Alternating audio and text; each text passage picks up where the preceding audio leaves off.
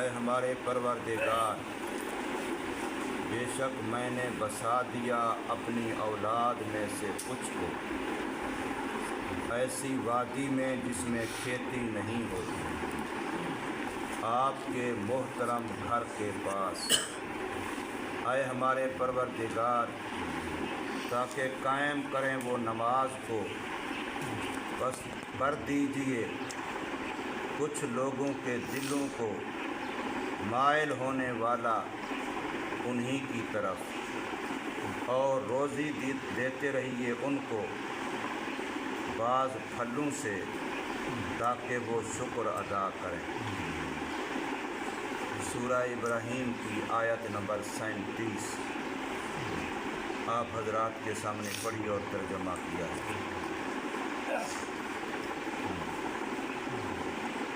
زلفوں والی پچھلی آیتوں میں حضرت ابراہیم علیہ السلام کی 2 دعاؤں کا تذکرہ تھا، انہوں نے اس میں 2 دعائیں کی تھی، اور اب اس آیت میں بھی انہی کی دعا کا تذکرہ ہے۔ قرآن مجید کے اندر بہت ساری جگہوں پر حضرت ابراہیم علیہ السلام کی دعاؤں کو نقل کیا گیا ہے، اور ان کی دعائیں اللہ پاک نے قبول فرمائی۔ حضرت ابراہیم علیہ السلام کو اللہ پاک نے خلت کا مقام دیا ہے، اپنی دوستی کا مقام دیا ہے۔ خلت خلیل دوست کو کہتے ہیں۔ قرآن مجید کے اندر ہے کہ قیامت کے دن دوست کے خلاف ہوں گے۔ اکثر لوگ دوستی جو دنیا میں کرتے ہیں تو قیامت کے دن ایک دوسرے کو ملامت کریں گے، کاش میں تیرا دوست نہ ہوتا، کاش تو میرا دوست نہ ہوتا۔ الا المتقون، سوا ان کے جو نیک پرہیزگار ہیں، ان کی دوستی پر پچھتاوا نہیں ہوگا۔ اللہ والوں کے ساتھ جن کی دوستی ہے، نیک لوگوں کے ساتھ جن کی دوستی ہے، ان کو اس دوستی پر پچھتاوا نہیں ہوگا، ورنہ ہر دوست اپنی دوستی پر پچھتائے گا اور ایک دوسرے کو ملامت کریں گے کہ تیرے ساتھ میری دوستی نہ ہوتی تو تیری وجہ سے نماز نہ رہ جاتی، تیری وجہ سے میں کئی ساری ناجائز غلط مجالس محافل میں شریک نہ ہوتا۔ یہ ایک دوسرے کو ملامت کریں گے۔ ہاں، جو نیک لوگ ہیں، پرہیزگار ہیں، وہ نہیں۔ تو ابراہیم علیہ السلام خلیل اللہ ہے، اور خلیل اسے کہتے ہیں جو سب کچھ اپنے دوست پر وار دے، اور ابراہیم علیہ السلام نے سب کچھ وار دیا۔ سب سے پہلے ماں باپ قربان کیے، ان کو چھوڑ دیا، پھر وطن علاقہ قربان کیا، پھر اپنی جان کو نمرودی چغے میں جانا برداشت کیا، پھر اس کے بعد وہاں سے جب ہجرت کر کے موصل کی طرف آ گئے، شام کی طرف آ گئے، تو پھر اللہ پاک کا حکم ہوا، بڑے لمبی عرصہ دعاؤں کے بعد اللہ نے بیٹا دیا، حضرت ہاجرہ سے اللہ نے بیٹا دیا، اسماعیل علیہ السلام۔ ابھی وہ بچہ دودھ پیتا ہے ماں کا، چل پھر نہیں سکتا، اٹھ بیٹھ نہیں سکتا۔ اللہ نے حکم دیا اس کو جنگل بیابان میں وہاں چھوڑ دیا۔ اب شام کہاں ہے، وہاں سے اونٹ پر سفر کرتے کرتے کرتے کتنے عرصے کے بعد وہاں پہنچے، ایسی جگہ جہاں انسانی آبادی کا نام و نشان نہیں، کوئی کھانے پینے کا انتظام نہیں، کوئی وہاں کھیتی باڑی نہیں، کچھ بھی نہیں، بالکل ویران جنگل بیابان ہے۔ معصوم بچہ ہے جو ابھی چل پھر نہیں سکتا، اور ایک عورت ذات ہے۔ ان کو مشکیزے میں تھوڑا سا پانی دیا اور تھوڑی سی کھجوریں دیں، اور وہاں ان کو بٹھایا اور واپس چل پڑے۔ اب وہ حیران ہے عورت کہ آخر ہمارے سے جرم کیا ہوا ہے، خطا کیا ہوئی ہے، کس جرم کی سزا دی جا رہی ہے، جہاں جنگل میں عورت کو چھوڑ کے جا رہے معصوم بچے ساتھ۔ تو انہوں نے حدیثوں میں آتا ہے، روایتوں میں آتا ہے کہ عورت نے آواز دے کر کے پوچھا کہ آخر میرے سے کیا خطا ہوئی، کیا قصور ہوا، تو کوئی جواب نہیں دیا۔ پھر اس عورت نے اتنا پوچھا کہ اپنی ناراضگی غصے کسی وجہ سے چھوڑ کے جا رہے ہو یا اللہ کا حکم ہے؟ تو پھر انہوں نے اشارہ کیا کہ اللہ کا حکم ہے۔ جب اشارہ کیا تو عورت کہنے لگی بس اب ہمیں اللہ کافی ہے، اب ہمیں کسی اور کی ضرورت ہے، اب بے شک آپ چلے جائیں۔ جب اللہ کے حکم سے جہاں ہیں تو پھر اللہ ہمیں کافی ہے۔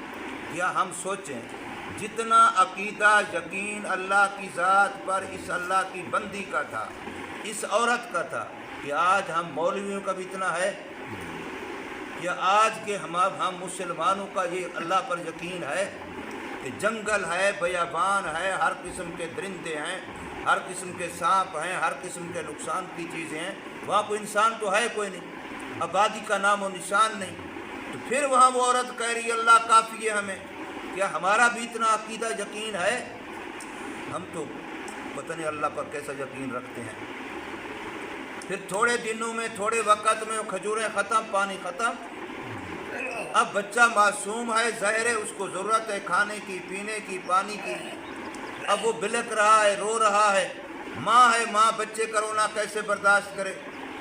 اب وہ ماں بیچاری اٹھی، کبھی صفا پہاڑی پہ چڑھتی ہے، کبھی مروہ پہاڑی پہ چڑھتی ہے، ادھر بچے کو بھی دیکھتی ہے، جب نشیبی جگہ میں آتی ہے دوڑ لگاتی ہے تو کہیں میرا بچہ آنکھوں سے غائب نہ ہو جائے۔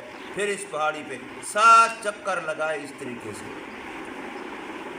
تو اللہ تبارک و تعالیٰ نے جبریل علیہ السلام کو بھیجا، انہوں نے حضرت اسماعیل جہاں سوئے ہوئے تھے، لیٹے ہوئے تھے اور زمین پر ایڑیاں مار رہے تھے، پیاس سے رو رہے تھے، تو اللہ نے وہیں سے آب زمزم کا کنواں، پانی کا چشمہ جاری کر دیا۔ اب کس نے وہاں بور کیا؟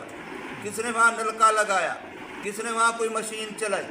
آج لاکھوں روپے لگاتے ہیں زمین سے پانی نکالنے کے لیے، وہ جی بور ہو رہا ہے، فلانے کی ٹرپائن لگ رہی ہے، فلانے کا نلکا لگ رہا ہے، اس کے لیے اتنی سائنس مشینری، اس کے لیے اتنے انتظامات ہیں، وہاں کیا ہوا ہے؟ اللہ نے اپنی قدرت سے پانی نکال دیا۔ اب حضرت ہاجرہ دیکھتی ہیں، وہ تو پاؤں میں پانی ہے، تو دوڑ کے آئیں۔ حدیث میں آتا ہے کہ پانی کو یوں جیسے مٹی لگاتے، چاروں طرف مٹی لگانے پانی بہہ نہ جائے، زم زم زم زم، رک جا رک جا رک جا، ان کی زبان کا لفظ تھا، اس پانی کا نام ہی زم زم پڑ دیا۔ اور یہ بھی حدیث میں آتا ہے کہ اگر نہ روکتی تو یہ پانی خود ہی پوری دنیا میں پہنچ جاتا ہے۔ اور ان کے روکنے کی برکت آج یہ ہوئی کہ سعودی حکومت نے پانی کو پائپ کے ذریعے مکہ سے مدینہ لے جانے کے لیے سارے سائنسی طریقے ایجاد کر کے زور لگا لیا، لیکن پانی نہیں دیا، پائپ کے ذریعے پانی نہیں گیا۔ آج بھی ٹینکیاں بھر بھر کے لے جا رہے ہیں۔ مکے سے مسجد نبوی میں پانی ہوتا ہے، آب زمزم کا پانی عام رکھا ہوتا ہے، لیکن آتا کیسے ہے؟ ٹینکیوں کے ذریعے بھر کے لا رہے ہیں، پائپ کے ذریعے پانی نہیں دیا۔ اور جتنا پانی پوری دنیا میں استعمال ہو رہا ہے آب زمزم کا، لیکن کنویں میں پانی میں کوئی کمی نہیں ہے۔ جتنے بچے بیٹھے میرے گھر میں کوئی بھی ایسا نہیں ہوگا جس نے آب زمزم کا پانی نہ پیا، کوئی بھی ایسا نہیں ہوگا جس نے آب زمزم کا پانی بلکہ کئی دفعہ پی چکے ہوں گے۔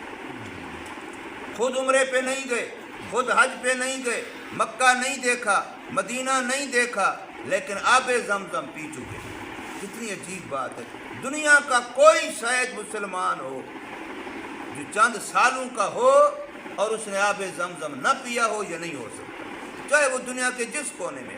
آب زمزم پوری دنیا میں پہنچ چکا ہے۔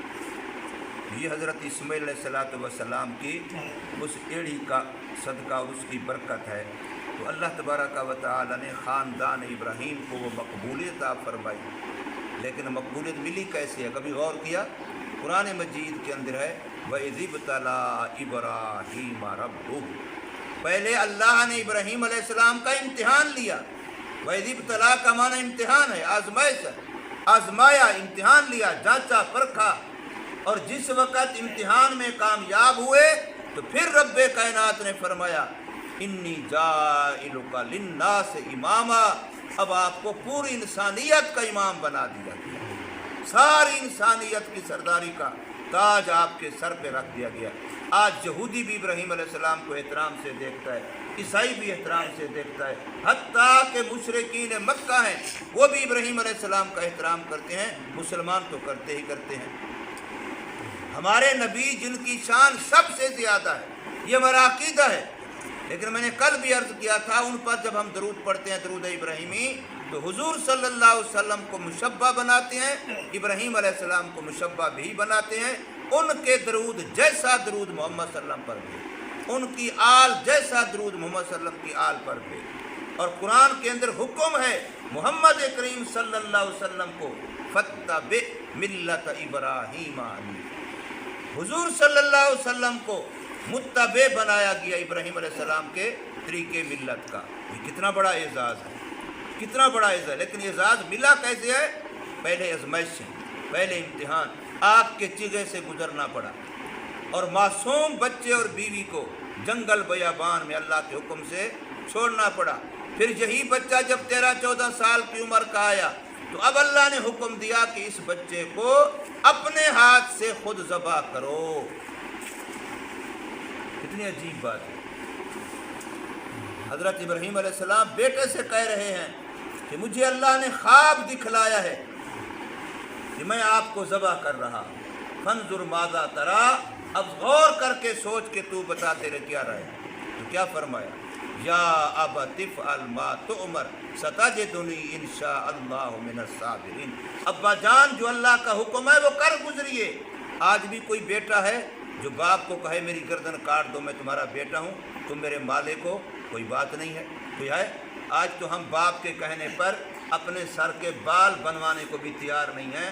باپ جیسے بال چاہتا ہے ویسے نہیں بنوانے جیسے میں چاہتا ہوں۔ باپ کے کہنے پر ہم اپنا جوتا لینے کو تیار نہیں ہیں، نہیں جیسا میری پسند ہوگی۔ باپ کے کہنے پر ہم اپنے کپڑے لینے کو پسند نہیں کرتے جیسے میری پسند ہوگی۔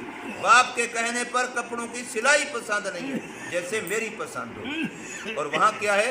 یا ابت افعل ما تؤمر ستجدنی انشاء اللہ من الصابرین، ابا جان گردن کاٹ دو، کوئی بات نہیں، میں حاضر ہوں، میں صبر کروں گا۔ یہ نوجوان 13-14 سال کی عمر کا بچہ ہے۔ ان امتحانات سے جب ابراہیم علیہ السلام گزرے تو اب وہ اللہ سے دعا مانگ رہے ہیں، یا اللہ میں نے اپنی بیوی اپنا بچہ جنگل بیابان میں چھوڑا ہے، تو ان کے لیے کھانے کا انتظام بھی فرما، پانی کا انتظام بھی فرما، پھلوں کا انتظام بھی فرما، اور دنیا کے انسانوں کے دلوں میں بھی ان کی ایسی محبت ڈال دے کہ لوگ یہاں آ کر کے آباد بھی ہوں اور یہاں آ کر کے انسانی سوسائٹی معاشرہ بھی بنے، ان کی تنہائی ان کی وحشت بھی ختم ہو جائے۔ تو آج حج کے موقع پر عمرے کے لیے جتنا اجتماع 24 گھنٹے کعبۃ اللہ میں ہے دنیا کی کسی جگہ میں نہیں، 24 گھنٹے۔ یہ وہ دعا ہے جو آج تک کام کر رہی ہے۔ تو فرمایا ابراہیم علیہ السلام نے ربنا، اے میرے پروردگار، انی اسکنتو، بے شک میں نے سکونت دے دی، میں نے بسا دیا ہے، من ذریت، یہ من کا لفظ ہے، اپنی اولاد میں سے بعض۔ دوسرا بیٹا حضرت اسحاق علیہ السلام وہ وہاں شام میں رہا۔ اسحاق علیہ السلام کا بیٹا یعقوب علیہ السلام ہوا، یعقوب علیہ السلام کا بیٹا یوسف علیہ السلام ہوا۔ 12 بھائی بنی اسرائیل قوم وہ سارے وہاں کنان میں رہے، پھر کنان سے مصر منتقل ہوئے، جو قصہ یوسف علیہ السلام نے آپ نے سن چکے ہیں۔ تو فرمایا میری اولاد میں سے کچھ من ذریتی، بعض، یعنی اسماعیل علیہ السلام ادھر آ گئے اور اسحاق علیہ السلام وہاں رہے۔ بواد غیر ذی زرع، ایسے میدان میں جہاں کوئی آبادی کا نام و نشان، کھیتی باڑی کا نام و نشان، اس وقت تو بالکل سوا ریگستانوں کے، سوا بنجر اور پتھریلے علاقے کے، خشک پہاڑوں کے مکہ میں کچھ تھا ہی نہیں۔ عند بیت کل محرم، آپ کے محترم گھر کے پاس، کیونکہ کعبۃ اللہ تو انسانیت کے زمین پر آنے سے پہلے بن چکا تھا۔ ان اول بیت وضع للناس للذی ببکہ، تو پہلے جب زمین بننا شروع ہوئی اسی جگہ سے شروع ہوئی۔ میں نے اگلے دن بتایا تھا کہ کعبے کو کعبہ کہتے کیوں ہیں؟ اس لیے کہ کعب کا معنی ابھری ہوئی چیز ہے، اونچی چیز ہے۔ تو سب سے پہلے دنیا میں جو پورا پانی ہی پانی تھا، جہاں سے زمین بننا شروع ہوئی، جہاں آج کعبۃ اللہ ہے۔ ربنا، اے ہمارے پروردگار، تاکہ قائم کریں وہ نماز کو۔ اب دیکھو اس میں اشارہ ہے کہ اپنی آل اولاد کو اس جگہ کے پاس بساؤ جہاں قریب اللہ کا گھر ہو۔ آج بھی الحمدللہ مسلمانوں میں سے بہت سارا طبقہ ایسا ہے جو اپنا مکان لیتے بناتے خریدتے ہوئے پہلے یہ دیکھتے ہیں کہ آیا قریب مسجد ہے کہ نہیں ہے۔ مسجد کو قریب دیکھ کے اپنے گھر کا انتخاب کرتے ہیں، اپنے لیے رہائش کا انتخاب کرتے ہیں تاکہ مسجد ہمارے قریب ہو۔ ابراہیم علیہ السلام کی بات سے یہی بات سمجھ آ رہی ہے کہ میں نے اپنے بچے کو یہاں اس لیے چھوڑا تاکہ تیرے گھر میں یہ نماز کا قیام و اہتمام کرے گا۔ بس کر دیجئے لوگوں کے دلوں کو، یہاں بھی من الناس کا لفظ آیا، یعنی لوگوں میں سے بعض جو ایمان والے ہیں۔ حدیث میں آتا ہے اگر ابراہیم علیہ السلام من کا لفظ نہ لگاتے اور ویسے پوری انسانیت کی دعا کرتے تو یہودی عیسائی بھی وہاں آتے، پوری انسانیت پھر وہاں آتی۔ تہوی الیہم، ان کے دل ان کی طرف پھیر دیجئے، ورزقہم من الثمرات، اور ان کو پھلوں میں سے رزق دیجئے۔ میں نے عرض کیا تھا لازمی نہیں کہ یہ پھل جس کو ہم پھل کہتے ہیں، بلکہ زمین کی تمام آمدنی یہ پھل ہے، چاہے وہ کسی بھی شکل میں ہو، لعلہم یشکرون، تاکہ وہ شکر کریں۔ اللہ کی نعمتوں کا شکر بہت ضروری ہے۔ صحت اللہ کی نعمت ہے، زندگی اللہ کی نعمت ہے، اولاد اللہ کی نعمت ہے، گھر اللہ کی نعمت ہے، کاروبار اللہ کی نعمت ہے، صحت اللہ کی نعمت ہے، آنکھوں کا دیکھنا، زبان کا بولنا، کانوں کا سننا، ہاتھ پاؤں کا استعمال، یہ سب اللہ کی نعمتیں ہیں، ان کا شکر کیا کریں۔ شکر کرنے سے نعمت بڑھتی بھی ہے اور نعمت باقی بھی رہتی ہے۔ اللہ تبارک و تعالی ہمیں سمجھ نصیب فرمائے، عمل کی توفیق دے۔